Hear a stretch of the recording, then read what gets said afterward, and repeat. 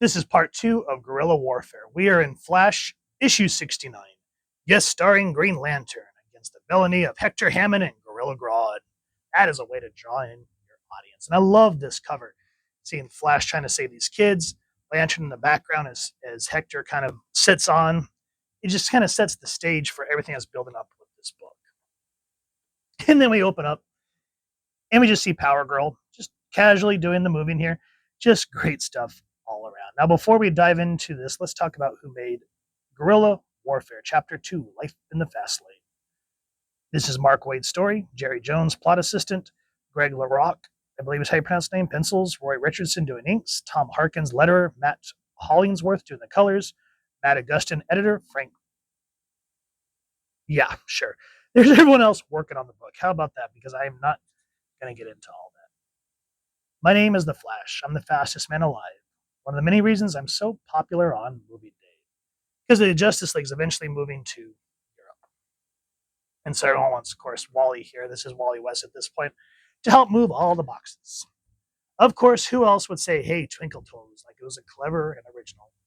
How's the moving in going? Great. Green Lantern. Good idea putting the JLE headquarters in an old English castle. Hal Jordan, a.k.a. Green Lantern, was Uncle Barry's best friend. They had a lot in common. They were both noble, brave, and hopelessly, tragically unhip. And that's a way to kind of respect your characters with kind of giving a loving poke, saying, you know, I admired and I loved my Uncle Barry. So remember, Barry Allen died during the events of Infinite Crisis, Crisis on Infinite Earths, one of the fracking crises. And so he doesn't know Hal like Barry did. But he respects them because he knows what they've done, because he was a Titan before this. So just to kind of pokingly poke like that, he gets it. Maybe it was a bonding thing I didn't know. Still, Hal can be a lot of fun to be around. And just recently, he took leadership of Justice League Europe, and that's cool by me. Hal and I don't work together nearly enough. Maybe that'll change now. So he's here in Europe, and he gets a call from his girlfriend who works for the news. He's supposed to be at this interview in 2 minutes. And so he takes off. He goes, I'm in London. It's that time zone juggle. 4 hours behind, 5 hours behind. I can never keep it all straight. No excuses. I'll see you in 2 minutes or never again. Your choice. Yow. So Justice League teleporter isn't working. And so he bolts across the Atlantic. In my adult life, I've gone from filthy rich to dirt poor. Thanks to my recent inheritance from the icicle, I've finally platitude out somewhere in the middle. My accountant advised me to invest in the house. We closed last week. Moving in here was cake. Chuck just sucked up all my things and then spat them back out.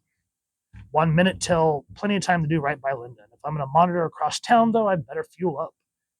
Waves some carbs, pizza and burritos, a fine breakfast. I should check my machine too. And he's just doing all this stuff, just quick shower, checking his messages. And he says that essentially, what is it? The first law of Wally, anything that takes longer to cook than it does to eat isn't worth fooling with. And so he talks about how it's so hard to try to slow down with the rest of the world. And as he's leaving, he's like, oh, no time for the phone, gotta go. And he's like, I hope it wasn't important. But before anything could happen, he runs into Hector Hammond. And he has to avert this crisis. And what I like is how Hector, this is essentially their first meeting. Like, you know, Hal knew him, Barry knew him, but Wally does not.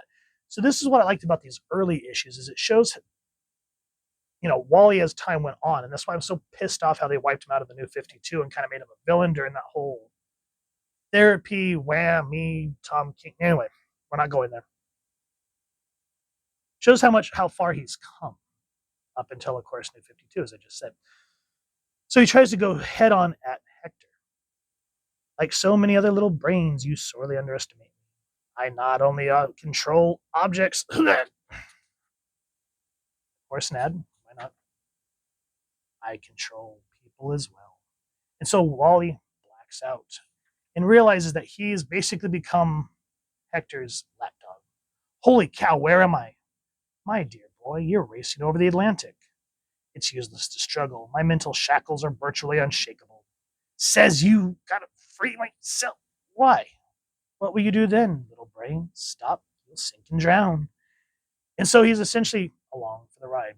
And he realizes that they are now in Gorilla Grodd territory, and Hector explains to him that the same type of meteorite that gave him his huge intellectual powers is also what evolved um, the gorillas that created Gorilla City. And he's partnering up with Gorilla Grodd. Obviously, my job is to nip this meteor thing in the bud. But before I can do anything of my own free will, though, I've got to get Hammond off my back. But how? And Wally's still figuring things out, able to outrun Hector Hammond, which leads him face to face in Gorilla City with Hal. So it basically builds up what is to come and how we finally get to see these two characters work together. These are the type of comic books that I grew up with, and that's why I cherish these. The artwork is beautiful. The way that the Wally is written, it shows how naive he still is, even though he's trying to fill the shoes of Barry Allen. And that's why a lot of us cottoned up to characters during this time like Wally West and Kyle Rayner, because they were new. They were kind of hip and whatnot. We could relate to them because they didn't have all this history that Hal and Barry had. But those are still two very much like cherished characters. So guys, if you've enjoyed what you see, please first and foremost support your local comic shop or where there's going to get your action figures and comics and grab this series. And if you've enjoyed this review, really would appreciate you taking a moment to like, share, and subscribe. And if you won't mind hitting that fancy little flash bell next to subscribe, that way as I get to upload content, you guys get notified. Come to the channel. I love talking with y'all and hearing your thoughts and feedback down in the comments or the socials, which I'll make sure to leave the links down in the description.